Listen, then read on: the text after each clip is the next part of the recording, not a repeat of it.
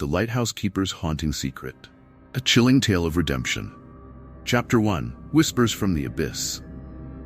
The waves crashed violently against the rocky shoreline, their relentless roar punctuating the dim light of the old lighthouse. It stood resolute against the howling winds, a solitary sentinel amidst the tempest, guiding lost souls safely through the darkened sea. I, Nathan, was its keeper, bound to this desolate place, far removed from the warmth of companionship and the comfort of laughter. The salt-laden air bit at my skin, and I tightened my grip on the railing as I peered out into the stormy abyss. The lantern atop the lighthouse illuminated the chaos beyond, casting flickering shadows that danced like ghosts on the walls. Each beam of light cut through the darkness, offering a momentary reprieve to the raging sea below. Yet, despite the light, I could not shake the gnawing feeling of isolation that clung to me like a shroud. With every gust of wind that rattled the lantern, I was reminded of the life I had left behind, the friends I had lost, and the choices that led me here. I moved mechanically, checking the fuel levels and ensuring that the light remained steady. The storm raged on, and the air was thick with tension, a palpable electricity that seemed to hum in time with my racing heart. I had grown accustomed to the solitude, but there were nights when the silence felt deafening, when the shadows whispered secrets I was not ready to confront. As I settled into my routine, the radio crackled to life, breaking the stillness of the stormy night. At first, it was the usual garbled static, but then, amid the white noise, I heard a voice, clear, urgent, and unmistakably human. It sent a chill down my spine, reverberating through my bones as if it had pierced the very fabric of my reality. "Help! Someone, please!" the voice cried, a sound tinged with desperation and fear. My breath caught in my throat as I strained to hear. The static hissed and crackled, but the voice remained, resonating with a familiarity that made my heart race. It was a voice I had not heard in years, one that dragged me back to a time I had long buried beneath layers of guilt and regret. I flicked the radio dial, trying to catch a clearer transmission, my heart pounding in my chest. "Who is this?" I shouted into the receiver, my voice barely a whisper against the roaring storm. "What do you want?" But the voice continued, weaving tales of shipwrecks and lost souls, of a time when the sea was merciless and unforgiving. It spoke of an accident, a ship that sank decades ago, claimed by the depths of the ocean. I knew this tale all too well, for it was a story that haunted my every waking moment. I was alone with my thoughts, plagued by the memories of that fateful night when the lighthouse had been a beacon of hope, and my failure had led to tragedy. The guilt wrapped around my heart like a vice, squeezing tighter with every word the voice spoke. I had thought I could forget, thought I could escape the shadows of my past, but here it was, clawing its way back to the surface, demanding my attention. "Annie," I whispered, the name slipping from my lips like a prayer. It was her voice, unmistakably laced with fear and sorrow. I had tried to silence it, tried to forget the way she had looked at me that night, but the memories crashed over me like the waves against the cliffside, relentless and unforgiving.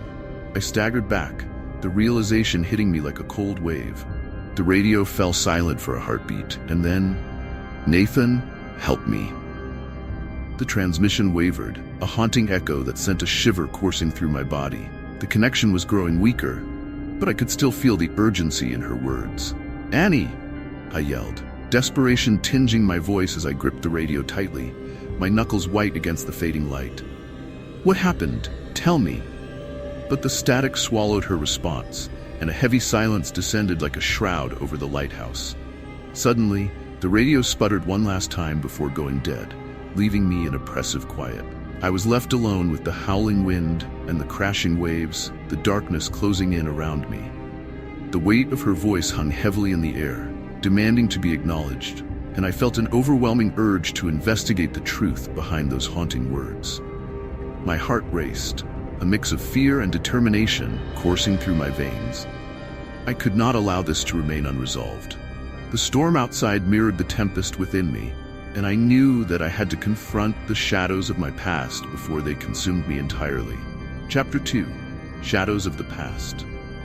The storm howled outside, its fury shaking the very foundation of the lighthouse. As I leaned against the cool stone wall, The echoes of the past swirled in my mind, refusing to be ignored. I could still remember the summer days spent with Annie, the way her laughter danced like sunlight over the waves as we explored the rocky shore. Annie had always been captivated by the sea. Her eyes would light up as she spoke of shipwrecks, her imagination painting vivid pictures of sailors lost to the depths, their stories swallowed by time. We would sit for hours, our feet dangling over the edge of the pier, as she spun tales of ghost ships that wandered the fog-laden waters. She had a knack for making the most mundane things come alive, turning the rusted anchors and worn-out buoys into treasures of forgotten lore.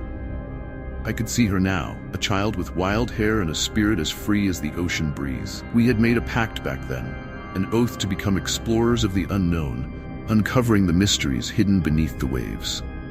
One day, Nathan, we'll find a shipwreck, she had declared with a sparkle in her eye. I had laughed, feeling invincible in that moment, but the memory twisted my heart with a pang of regret. Those days felt like a distant dream now, swallowed by the shadows of the present. As the wind howled outside, the radio suddenly crackled to life, interrupting my reverie. I snapped back to reality, my heart racing at the sound of that familiar voice, now more insistent than ever. "Nathan, please." The urgency in her tone sent chills racing down my spine. The words wrapped around me, tightening their grip like a noose. I hurried to the radio, fumbling with the dials, my pulse quickening as I tried to get a clearer signal. "Annie, is that you?" I shouted, my voice trembling. "Where are you?" The static hissed in response, but then came another plea, more vivid and desperate. "Help me! I can't hold on." Each word felt like a dagger to my heart, echoing the guilt that had haunted me for years. I could hear the fear in her voice, and it tore through me like a tempest, unraveling the fragile threads of my sanity. I pressed the receiver against my ear, desperate for any sign of her. "Where are you?" I cried, but the radio crackled again, only amplifying the static. It was as if she were trapped in some unseen realm, unable to break free from the chains of the past. I was losing her again, and the thought filled me with a deep, paralyzing dread. The whispering began shortly after, soft and insistent, echoing in the corners of the lighthouse. I turned my head, convinced that someone, or something, was lurking in the shadows. The air grew thick with an otherworldly presence, as if the walls themselves were listening, responding to the voice on the radio. "Nathan," it murmured, a chorus of voices intertwining, melding with the relentless roar of the storm. I shook my head, fighting the creeping paranoia that threatened to engulf me. "This isn't real," I muttered under my breath, trying to push the growing dread from my mind. Yet the whispers persisted, wrapping around me like a thick fog. Help her, they pleaded, blurring the lines between the living and the dead. Every creak of the floorboards, every flicker of the light felt amplified, heightening the tension that wrapped around me like a vice. I was no longer just a lighthouse keeper. I was a man, unraveling at the seams, caught in a storm of my own making. My childhood memories, once a source of comfort, now haunted me like specters, reminding me of the promises I could not fulfill. Just as I was about to retune the radio, a sudden darkness enveloped the lighthouse. The storm outside raged on, but the light flickered and died, plunging me into a pitch-black void. The howling wind was now accompanied by a suffocating silence that pressed against my chest, and the only sound that remained was the crackling of the radio. "Help me, Nathan." The voice resonated through the dark, its clarity piercing the silence like a beacon in the night. I stumbled forward, panic coursing through my veins as I grasped the edges of the radio, desperately trying to maintain contact with her. "Annie!" I shouted into the void, my voice swallowed by the encroaching darkness. The radio sputtered and the static buzzed ominously, intensifying as I felt the presence of something otherworldly in the room with me. "I'm here!" I yelled, fighting against the encroaching terror. "Please don't leave me." Yet, as the storm continued to rage outside, I felt the weight of despair settling in. The transmission pulsed with urgency, echoing through the empty space, and the shadows around me seemed to swell, wrapping around my mind like tendrils of despair. In that moment, I knew that the past was not finished with me yet. Chapter 3: The Haunting Revelation. The storm's fury raged on, a cacophony of wind and rain that battered against the lighthouse like a relentless beast. My heart raced as I stepped outside, the icy rain stinging my skin. I was compelled to find the source of the voice that had woven itself into my very soul. Each thunderclap echoed the pulse of my anxiety, urging me to uncover the truth buried in the depths of the sea. As I trudged along the rocky path leading to the cliffs, the air crackled with an otherworldly energy. The waves crashed violently against the jagged rocks below, the sea roiling with anger. I stumbled forward, my feet slipping on the wet stone, driven by a desperate need to understand. There had to be something left of the shipwreck, some fragment of the past that would guide me to Annie.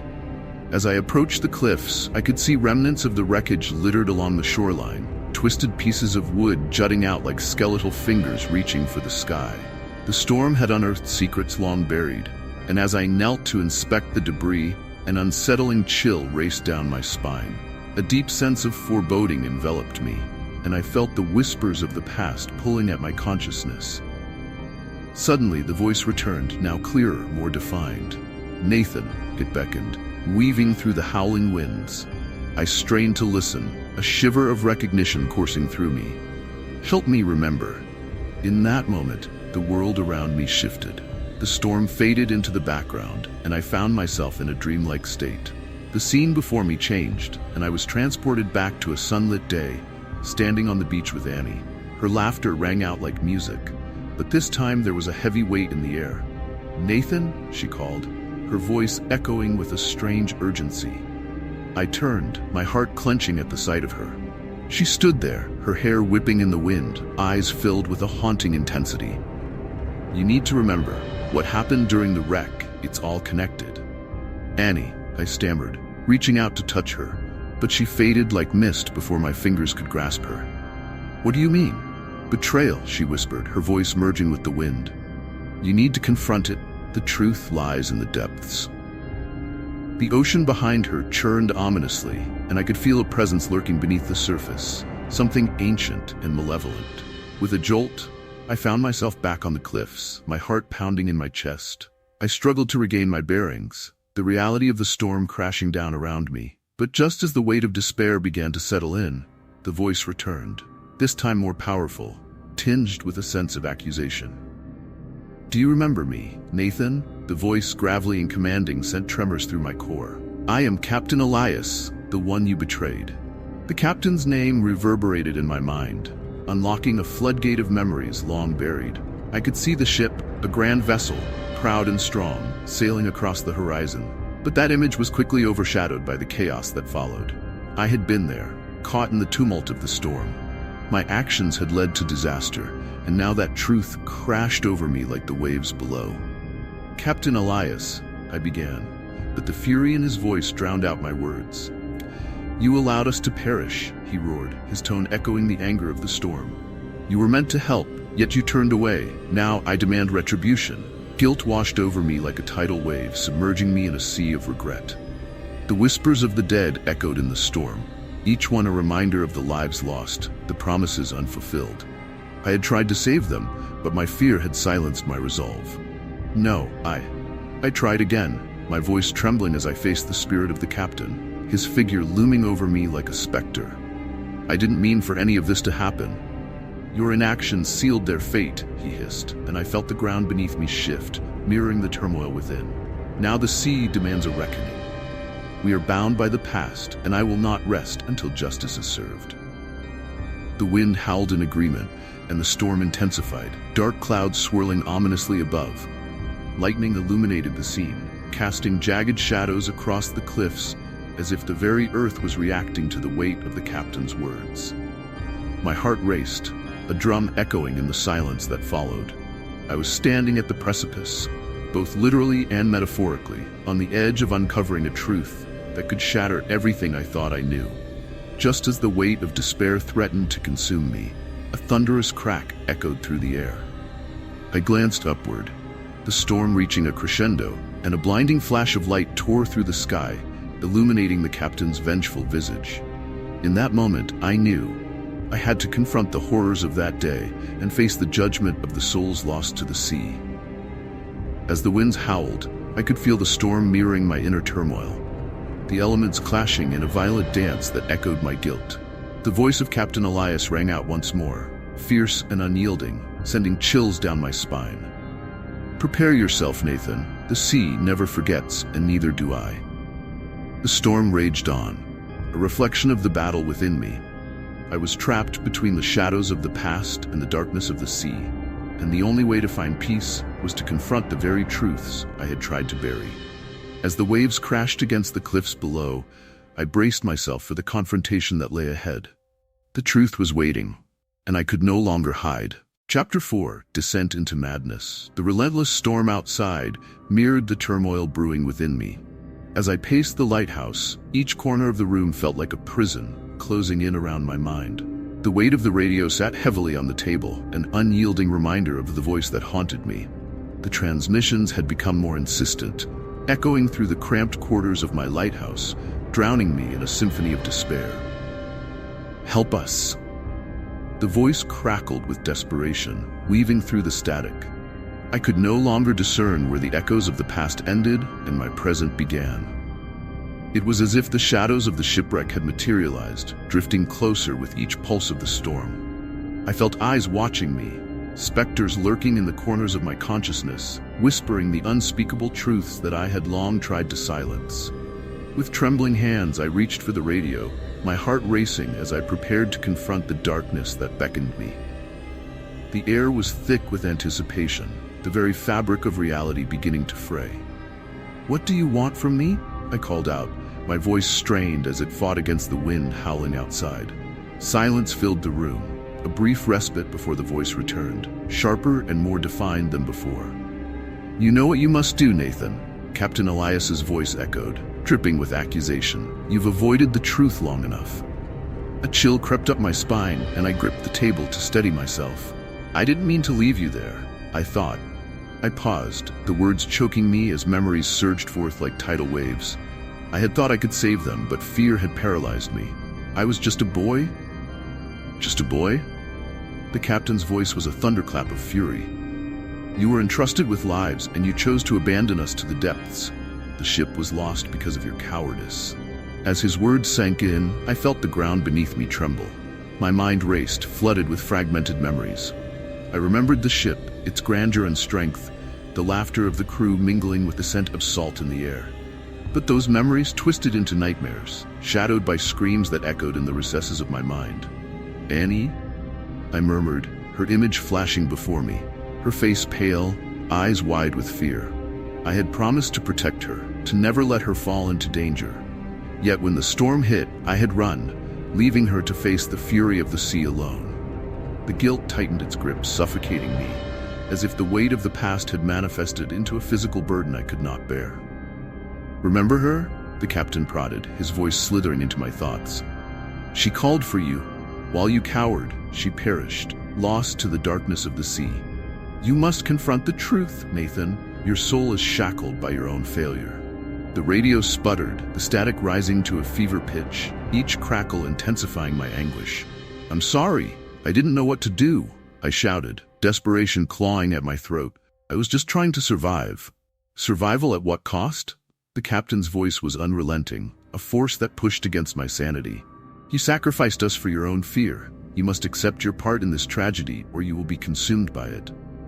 As the storm raged outside, I felt the walls of the lighthouse close in, the very structure threatening to collapse under the weight of my guilt.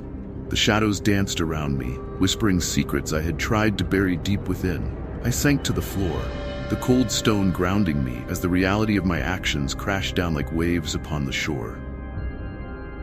"I did not want this," I whispered, the words barely escaping my lips. Tears streamed down my face, a torrent of grief and shame that I could no longer contain. "I didn't want to lose you, Annie." The room fell silent, but in that silence, I heard her voice, soft yet firm, guiding me through the storm of my mind. "You must forgive yourself, Nathan. Face what you have done. Only then can you find peace." Suddenly, the lighthouse light flickered ominously, as if reflecting the battle within me. The storm outside swirled with renewed intensity, and the captain's voice returned, dark and foreboding. "If you do not confront the past, you will suffer the consequences of your inaction." Fear gripped my heart, and I understood in that moment that I stood at a crossroads. The truth lay before me, cloaked in shadows and echoes of lost souls. I had to choose, either embrace the weight of my guilt and seek redemption, or allow it to consume me, dragging me into the depths alongside the captain and his crew. As the lighthouse's beams struggled to pierce the darkness, I braced myself for what lay ahead. I had to face the truth of that day, the day I had failed them all, and the only way forward was through the abyss of my own making. The storm howled, mirroring the turmoil within, and I steeled myself for the descent into madness that awaited me. Chapter 5: The Lighthouse of Redemption. As the storm raged on, the fury of the winds seemed to echo the turmoil within my heart. I stood at the edge of the lighthouse, staring into the dark abyss of the sea below, where the shadows of the past lurked. My breath came in ragged gasps, each exhalation a reminder of the burden I had carried for so long. Tonight, I would confront my demons. Tonight, I would face Captain Elias and seek the redemption I desperately needed. With each crack of thunder, memories of that fateful day flashed before my eyes. Annie's laughter mingling with the roar of the waves, the ship's mast towering against the stormy sky, and the frantic calls for help that had faded into silence. I had buried these memories deep, hiding from the guilt that threatened to consume me. But now, as I prepared for the inevitable confrontation, I could feel the weight of my past pressing down on me, relentless and unforgiving. I turned to the radio, the device that had become a conduit for my guilt.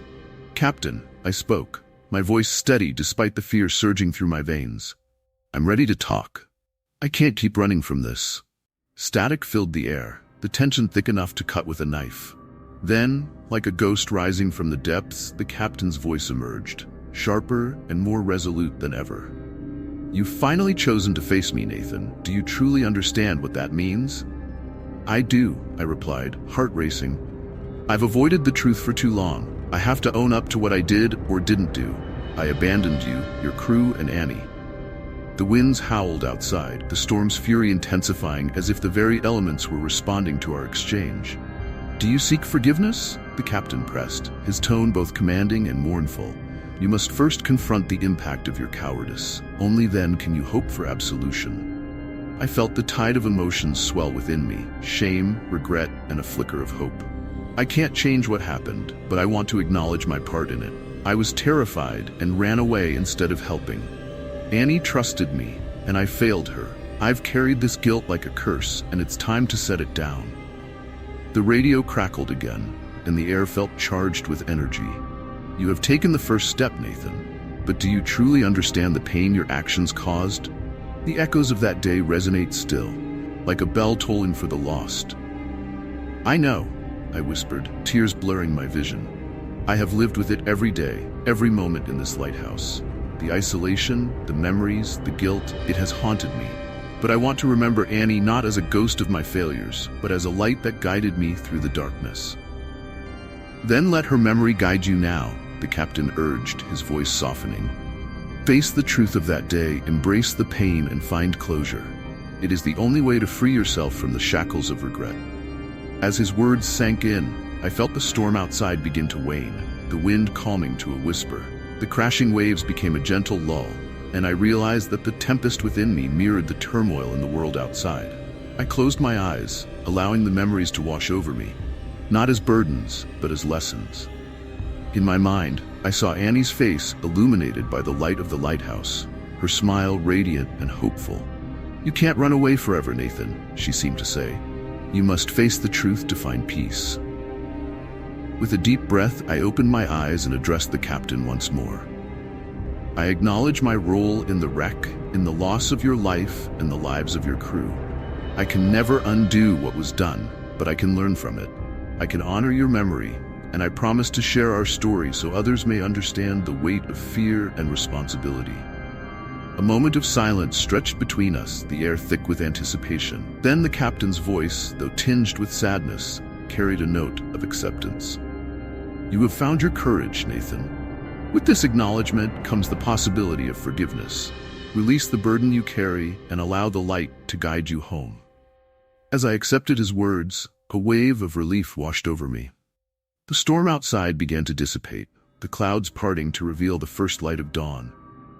I felt the chains of my guilt begin to loosen, the darkness lifting as the warmth of the morning sun enveloped me.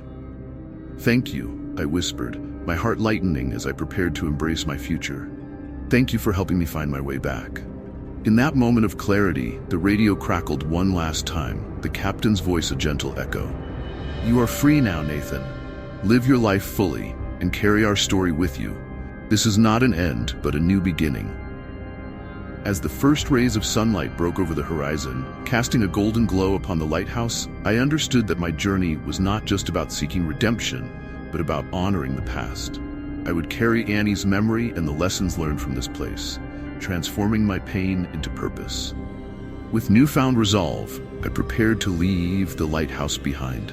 It had been my prison, but now it stood as a symbol of the journey I had undertaken, a beacon guiding me away from despair and toward hope. The echoes of the past would remain, but they would no longer haunt me.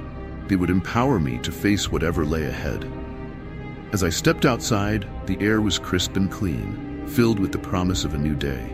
The sea, once a source of torment, now sparkled under the sun, reflecting the light of my redemption. I took one last look at the lighthouse, a monument to my journey, before turning toward the horizon, ready to embrace the world with open arms and an open heart.